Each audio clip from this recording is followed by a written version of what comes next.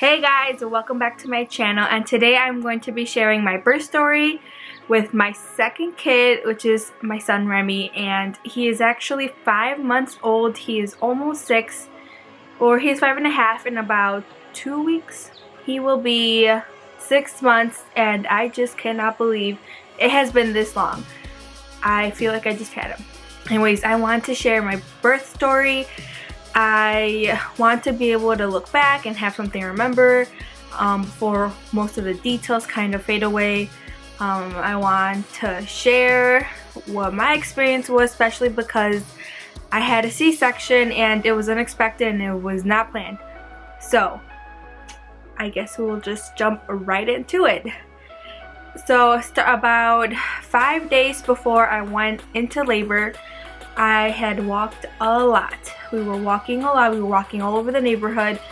And that night when we came home, I started feeling contractions. Well, I guess Braxton Hicks. They felt like very, very mild cramps. So then it was like that whole weekend. That was a Thursday. I had my son on a Tuesday. So then Friday and Saturday,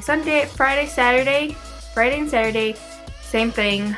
Sunday morning, they started to feel a little more consistent, and I decided that I wanted to start timing them because they were starting to be more consistent. They weren't really getting painful. They didn't really feel painful, but they were consistent, so I decided that I would keep track of them. Sunday night around, I want to say 1 to 2 a.m. is when they picked up. I pulled out my phone, I started timing them right away. At 3 a.m. is when I decided and I realized that they were getting stronger, for one, and two, that they weren't going away. They were consistent, and they were 3 minutes. They were 3 minutes apart. 1 minute apart, 3 minutes apart. I think at 4 a.m. I want to say is when I called my midwife to see what they wanted me to do. They said, okay, come in. So we got to the hospital and they checked to see if I was dilated. I was 2A, I want to say 3, and my contractions had gotten painful by the time I got to the hospital. They were at I want an epidural and I want it now. That's how they were. So I got there, the lady's like, we can induce you if you want to speed it up, and we can give you the epidural right away so it's ready to go. And I said, sure. I said, yes, I will take the Pitocin and I will take the epidural. So they wheeled me to the labor room, and they started everything up. And what was very different from my first one was that I dilated very quickly. I went from a 3 to a 6 within an hour, and then from a 6 to a 7 I think within half an hour to another hour. And around 11 I was dilated to a 10. So it all happened very quickly. At 11 is when it all started. So at 11 I was to a 10. I was, I believe, almost fully effaced, maybe. If not, by 11:30 I was definitely fully effaced. And the midwife came in and I said I need to push. She came in, I would push, and nothing happened. They're like, well, and I couldn't. I'm like, this is my second one. I know how to push. I got it. I can do it. This should be easy. It should be so much easier. Why isn't he coming out? For 2 hours, I was pushing on and off. I would push for half an hour, then I'd get like a couple minutes of a break to rest, relax, and I'd push again, and nothing was happening. He wasn't coming down. His head would drop very little, and then he went right back up, and we had no idea why he was not coming down. So then at almost 2, so then at 1, they saw that every time I had a contraction and I would push, his heart rate would drop, and which I guess is normal as long as it goes back up. But the problem we were having is that his heart rate was not going back up, and something about him being stressed. I don't remember. All I remember was that my epidural had worn off. I was pushing without medication and it was very, very painful, and I was tired of pushing. And this is what I understood from what they said, is that his heart would drop and it wouldn't come back up, or it would take some time for it to come back up. So they were starting to get a little worried that it wasn't coming back up. My midwife insisted that I should keep trying to push and then maybe he'd just come down. He didn't. Nurses suggest that the doctor should come in and look. Round 2, I believe, the doctor came in, said his heart rate is getting dangerous. Every time you push, it's causing a lot of stress. He isn't coming down. His heart rate's not going back up.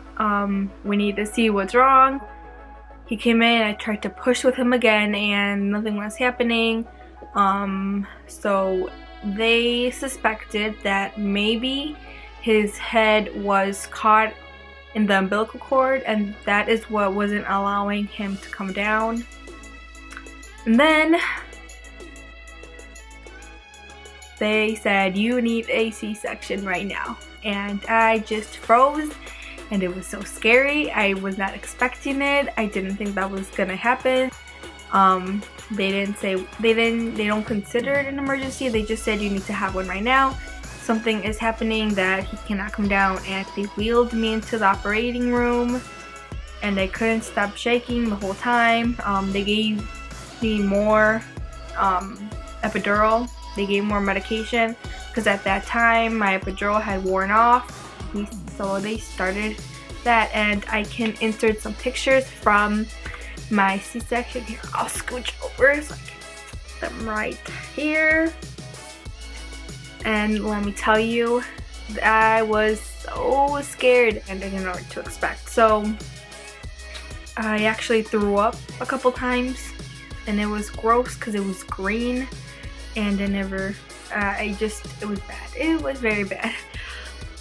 And yeah, then they stitched it, they cut it, and he came, and I was so scared to hold him because I thought I was going to drop him because you're laying completely flat, which I did not know. I thought maybe I'd be tilted for some reason, but I was laying completely flat on my back, and then they put him on me, and it was just man, finally my baby's out. They took him back to my room, and I had to stay there while they finished sewing and finished doing whatever it is they had to do there.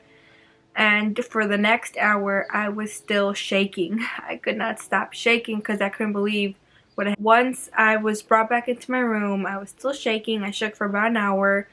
I don't know, because I was still shocked. And yeah, that was it. Once I came down to the recovery rooms, it was definitely difficult to adjust to the incisions because getting up and out of bed is hard.